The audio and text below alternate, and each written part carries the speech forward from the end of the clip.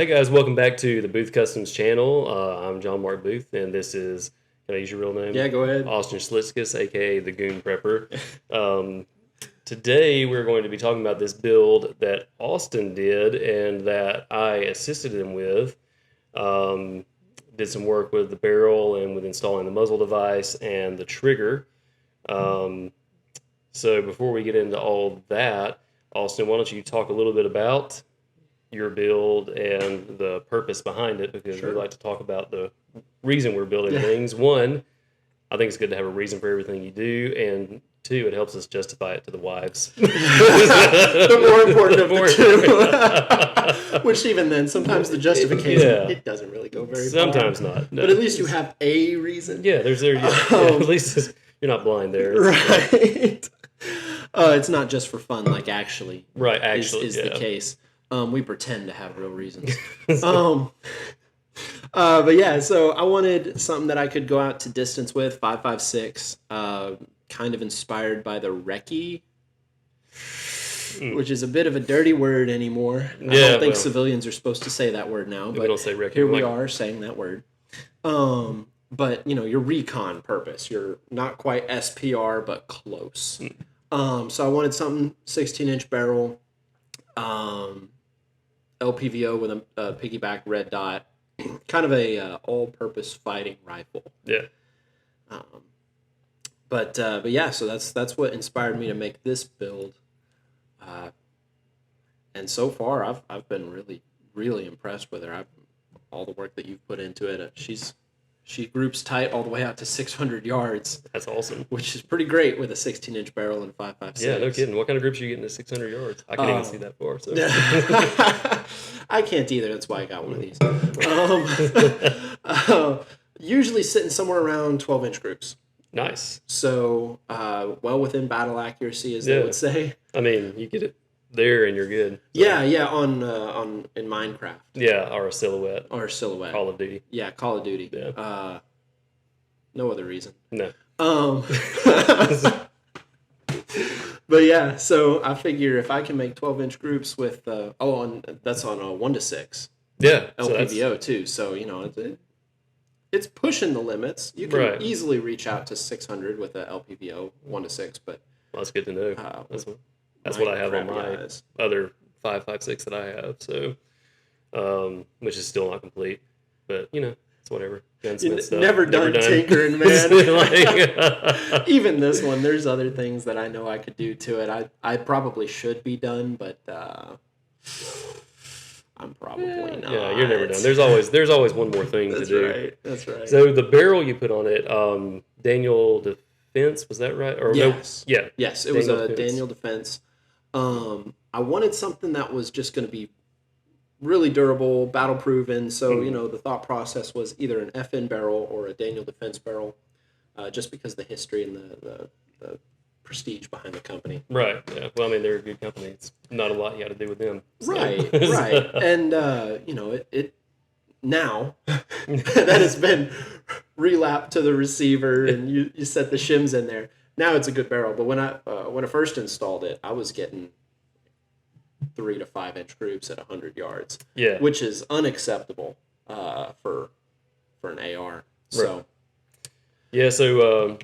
because we went out to the range and shot it that day, and it was just sort of like it was all over the place. Brought it back here, broke it down, lapped the barrel or the receiver face.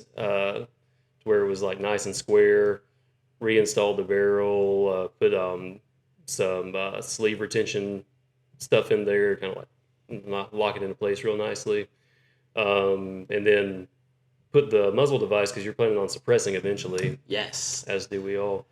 When I've got the money for it. Yeah, like when I've got an extra 1,000 or so around, gosh, it's gonna happen. And then installed the Geisley trigger with with 4 to 5 pound. I think it's a 4.5 pound.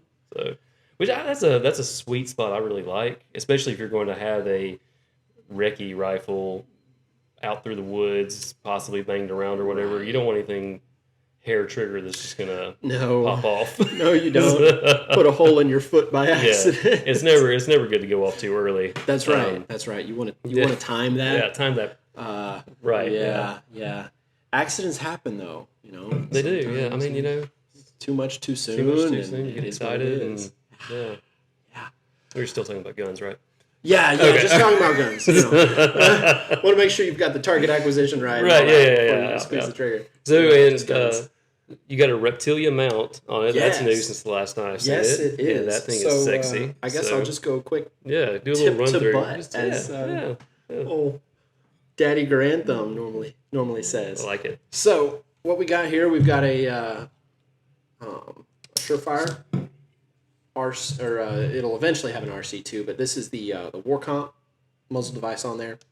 I thought about getting just the regular old 3 or 4 prong, but I heard that the War Comp kind of takes some of the already near non-existent recoil out. Right. And it's pretty nice. It doesn't do a ton, but it does enough. Yeah. So there's that. Got the Atlas bipod on there. Tough as nails.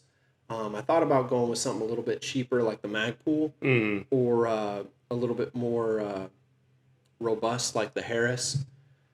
But I've had the Harris hit me in the shins from a hunting rifle, and it's a bad day, man. It's not good. No, I mean, that thing will break skin and bruise you like nobody's business. Yeah. So I decided to go with something a little bit lower profile and went with the Atlas instead. Cloud defensive light on there.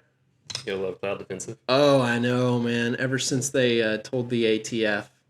Oh, wait, I can't say that on here, can I? Yeah. Go ahead and say it. Will. You can edit it out. But thank you, Cloud Defensive, for being so based. You guys are the GOAT. No, you can't say based anymore either. You can't say based? No, that's a radical term. Based? So now it's radical and cringe? Now it's radical and cringe, yeah. Gosh, well... That's me. Moving on down, got the Aero Precision handguard. Also, upper and lower receivers are also Aero. And this is the enhanced handguard, right? Yes. Of note, do you mind if I jump in here on that? Ahead. Of note, the upper receiver is not the enhanced upper receiver. And the reason I prefer that, and you can talk about that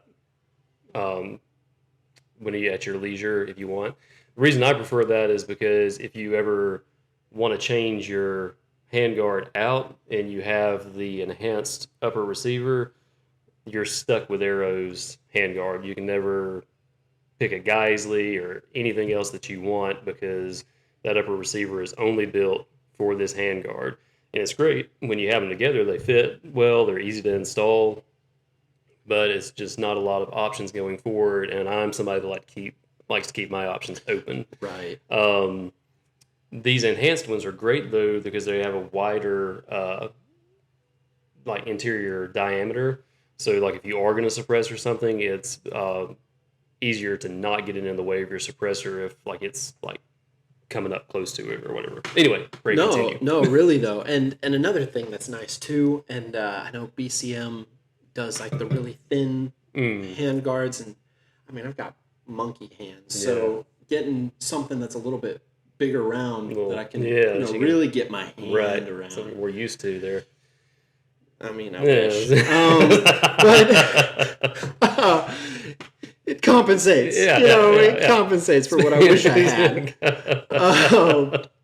But yeah, fills the hand a little bit, and I like that.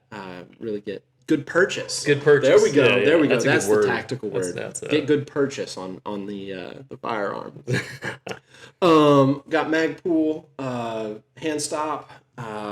They have the angled foregrip that I really like. The one that's got the little finger groove in the middle of it. Yeah. But that only goes on Picatinny.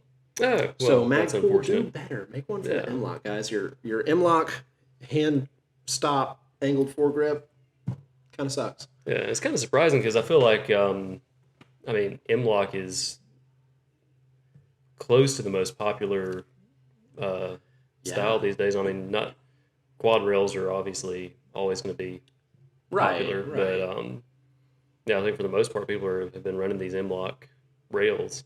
So Yeah, it's kind of strange that they would have a foregrip that would exclusively be available for Yeah. Picatinny. Right. But hey, here we are. But I do like this one. Yeah. And actually, really, given how thick Two C's. 2 C's, how thick the handguard is, having that angled foregrip on there might make it even a little bit too big for my hands. Oh, Which, I mean,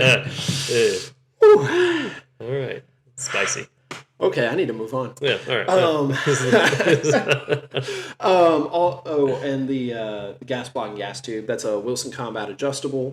I wanted an adjustable gas block just because I knew eventually I'm going to suppress her. And that's just kind of a nice thing to have. Not super necessary, but on a direct impingement gun, it does make your life a little bit easier. Yeah.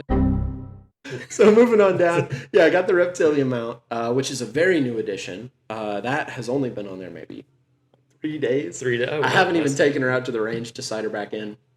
But I wanted something that I could do a piggyback red dot. Initially, I had it was an Aero Precision Ultralight. Yeah. The cantilever version. Yeah. And I had a canted red dot on the side of it at a 45 degree, the Arasaka. And it's great. It's a fantastic system. I love having the canted, but eventually I'd like to get night vision. Yeah. And you throw an IR device on there, and you can't get your night vision behind a canted red dot. Right. Well, I mean, you can. It's difficult. But it's going to take a lot of work. Yeah, we're not trying to make things harder. Well, most things. We're not trying to make operating the gun harder. Right. The gun needs to run smooth. Right. I've got a Vortex LPVO 1-6. It's a Strike Eagle. Budget option. But you know what? I've got cap turrets. It can be daylight bright when it needs to be. Right, yeah. And it's only 1-6, but obviously I have no trouble reaching out to 600 yards with it. Right. Well, and and even because I've got one of the older generations of Strike Eagle, the LPVOs on my AR, and I've not had any issues with it. I've probably had it for 7 years now. And Vortex does have that lifetime warranty and stuff, and so if you're balling on a budget like a lot of us are, it's not a bad option at all. I mean, there's obviously like higher end stuff you can get, but at least as a jumping off point. Right. It's hard to do much better than a Strike Eagle, especially for budget build. Yeah. Which this has some really expensive pieces in it. I was gonna say how much? Just your light and your bipod here. Oh this gosh, probably costs more than my Sig. So. Oh, and then you throw on the Reptilian mount and the 509. Oh yeah. Oh man. Where did you get that? So 509, got it from Primary Arms because Primary Arms, they give out Skittles. That's what Grand Thumb says. Yeah. I did not get Skittles. But, anyway, it's a closed emitter, titanium body. And she's nice, man. I like having the, let's see, go ahead and get everything turned on and open. Yeah, turn it on. Yeah. I like having the piggyback mount, even though it's not quite as fast yet as just doing a quick cant. Right. Well, it's all on the wrist. It's all on the wrist, Yeah. Whereas this one, it's all on the neck. Right. Yeah, which is not something you're super used to. I mean, not marginally, super used to, but I've had my time behind the wheel. Yeah. So here we go. I can make it work. Yeah. Yeah. It's got the solar panel up on top of it, which is real nice. Just as an extra fail-safe. I mean, the batteries are supposed to last 50,000 hours. I will. So you change your batteries every year, and You you're might never going make to have the thing die. Yeah, right. Might make it through the night. Probably. And the Shake Awake, which is always a nice feature. I feel like more companies are finally starting to do that. Yeah, and I mean, it really just makes sense. Because you're going to forget to turn it off. Right. Right. So that's what I've got going on up here. And then internals, I think this is the Toolcraft bolt carrier group, nickel boron. Solid. It's shiny. Shiny. Slick as owl shit. Oh man, it is. It's smooth I feel as like can be. if you're running like, are gonna be running suppressed eventually, like that nickel boron is key. Because all you've got to do is just take some of that CLP cleaner, wipe it, and it's clean. Good to go. Yeah. Back to being shiny. Reptilia charging handle, because there's nothing better. How do you like that? I'm not put my hands on one of these yet, so let me just. Okay. Yeah, or not Reptilia. Radiant Raptor. Radiant Raptor. Yeah. And well, I have put my hands on one of these, so we'll just edit that part out. Yeah. Yeah, these. So I've got one of these on my AR-10 that I just built, and those make such a difference. Oh, it does. It does. Because I had a BCM that I bought that I actually have on one of my other rifles at home, and it's good. Mm-hmm. It's one of their Ambi. I like it, but once I tried out the Radiant Raptor, there's no going back. Yeah. Man. That's by far the best charging handle I've ever touched. And I know people talk about the Geisley one being really good. Right. I like it. It's good, but the Radiant's better. It's amazing how smooth it actually makes the charging like motion, because, I mean, even if you go to, so mil spec obviously is like, once you touch one of these, you're gonna be like, no, thank you. Yeah. And then like I have one of those. It's kind of just got like the ear sticking out on this side. I think it's a combat charging handle or whatever. Yep. It's from 8 or 9 years ago. It's like the real old old G-Watt style. Yeah, exactly. Yeah. Yeah. And like, I mean, that's fine, but it's like really, it drags, so you can tell, against like the other side when you're charging it. This one, it's like, oh yeah, and I mean, you don't even have to do ambi. no, You can pull from one side or the other, and it's still so stinking smooth. yeah, it's great. So By far my favorite one that's on the market. and do you have, let's see, which fire selector do you have there? It is the Geisley Okay. ambi. I wanted something that was a little bit tougher, a little bit more traditional looking. Mm-hmm. I have the Radian 45 degree selector on another rifle at home. Love it. It's great. It's fast. Yeah. But for this, I wanted something that actually had a little bit more give to it. Right. It fought you when you moved it, and definitely have that with the Geisley. Yeah, and it like if you looked at it from this side, you'd think you just had a mil spec selector, and it's not until you turn it over. That's why I was like looking over there, what you got. But yeah, I like that, especially going back to if you're hauling this thing through the woods, right? Whatever, you don't want to accidentally bump your safety selector off. And those, while the Radiant, because I have the Radiant on one of mine as well, and it is great and fast. Oh, yeah. But yeah, you don't want to be like, if you like fall with your gun, drop your gun, snag it, no telling what could happen. It could easily get bumped off with that 45 degree, because it is a really short, easy throw. It takes absolutely no effort at all. Yeah. Which is great for like a home defense rifle, or even a truck gun that'd be fine. Yeah. A truck gun, but if you're carrying kit at all, or like you said, you fall down, the last thing you want to do is accidentally go on fire, and once again, you have a hair trigger on there and blowing something off that's important. Yeah. Premature execution, as we call it. Yeah. Letting everybody know you're there, and then you need to get out quick. Right. But yeah, so that's just the Geisley. I think the rest of the internals are PSA. So nothing too fancy there. And then of course the Geisley SSAE trigger, which is my personal favorite. Yeah. For this, great 2-stage trigger. Moving on back, I've got the B5 Systems grip. It's got that cat tongue on there. And for people with sweaty hands like me, Thank you, Scandinavian ancestry. Just an oily guy. Well, I heard it helped them swim easier in the fjords. Yeah, so, yeah, it's like seals. You know, Yeah. you just kind of dive in. Right, and the you water come out and your flows hair around looks you. perfect and Exactly. stuff. Well, you know, for them. For them. I'm a few generations away from Norway, so it. It's well, at least you got the waterproofness. So. Still waterproof. Yeah, still waterproof. Oh, yeah, hard to catch too, probably. Slippery, slippery as shit. Yeah, and then just a Magpul stock at the back, so nothing too fancy.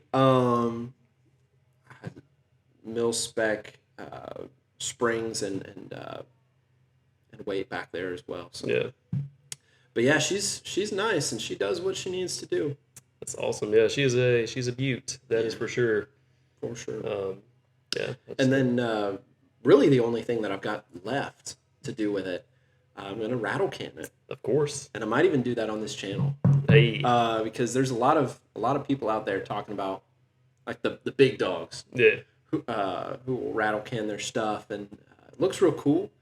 And also for fighting rifle or recon recce style rifle, I feel like that's kind of a necessity. Yeah, for sure. Yeah, because I mean, cool as it looks, this setup is definitely not going to look natural in the woods. No, it'd stand out like a sore thumb out there. Yeah, you could prop it against a tree or something, and it would be easily seen. Right. But yeah, it's gonna look pretty badass once you get it painted. I mean, it already looks badass. It's gonna look even more badass. Yeah, I think so. Oh, and then 100 Concepts makes the little hexagonal. Hexagonal. I was homeschooled. I can't talk. I was too, so it's fine. My mom would be so proud. Happy. Little hex caps. Okay, yeah. And they're making one for the 509. Oh, cool. So once that comes out, put a little what's that? Kill flash, I think is what it's technically called. Throw that on the end of here too. Oh, that'll be cool. Because I'd like to have that. It's like that honeycomb look thing on there. Yeah. So having that on the front of both the LPVO and the red dot would be kind of nice. But yeah, that's where she's at, man. I like it. Well, I couldn't be happier. Yeah, I appreciate you letting me participate. That's the best part of what I'm doing / trying to do is getting my hands on all these toys. So. Well, and I appreciate it because that's work that I couldn't do by myself, and desperately needed it. So now I can actually hit shit with her. Right? Yeah, that's nice. Yeah, that's the key. I mean, it could look cool, but if it doesn't hit shit, then it doesn't get you very far. Yeah. So, all right. Well, thanks for tuning in. If you enjoyed the content, like and subscribe if you're feeling generous, and share it with your friends. The algorithm is not super kind to pro two-way channels, so we need to let them know that we have a voice and we do exist as part of this great nation. And until next time, we'll see you later. Sayonara.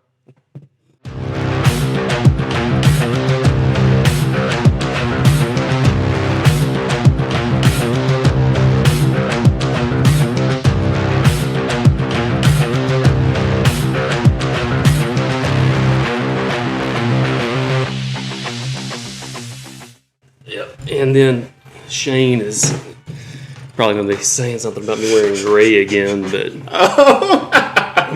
But hey, at least this time we won't have people asking if you were naked and putting clothes on. Okay. All right. Well, hey guys, welcome back to... I look down, hold on. Just restart. It's fine. Take two. In Call of Duty. In Minecraft. Right. Do we need a disclaimer like Risky Crisky? Yeah, probably so. Because you can be silly, and that's okay. It's fine to be silly. But we all know what happens when you get too silly. So don't get too silly. Don't get too silly.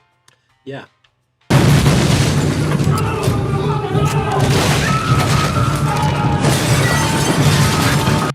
Remember Waco. Remember Waco. It's too far. Old Ruby Ridge, man. It's too far. Yeah, maybe a little bit. I don't even know if I can go in the blooper reel. Yeah. That like needs a to be well smooth. lubricated machine. Right. So Well, lubrication is always a good thing. it's always key. It is. Lubrication is key. Too much friction if you don't have enough lube, and it's bad stops times. feeling fun real fast. It really does. And pillows only muffle so many screams. And So here we are. Are we still talking about? Oh yeah, the gun? rifle. Oh, bam! Got it. All right. Thanks for tuning in. Yeah, thank you. I was asking if you were naked in the video because apparently she made it all the way to the end. Yeah. And then watched you put a shirt on. And didn't watch it clear enough to Didn't understand that you already had a shirt on. Yeah. Which one of you guys were shirtless? It's like, why are you so interested? Yeah, I generally start out shirtless with most of these videos, so I end up that way maybe. Well, I'll probably end up shirtless by the end of this video, so here we go. Yeah. Say, ooh. You don't want to be blasted in the face by Anything, really. anything. I mean, some people do. It's fine if you do. Sometimes. We're not here to judge. That's right. That's right. And, every once in a while. But anyway. Yeah. But not with gas. Not with gas. Not with gas. No. Nobody wants to be blasted in the face with gas. It's never a fun time. No, not a good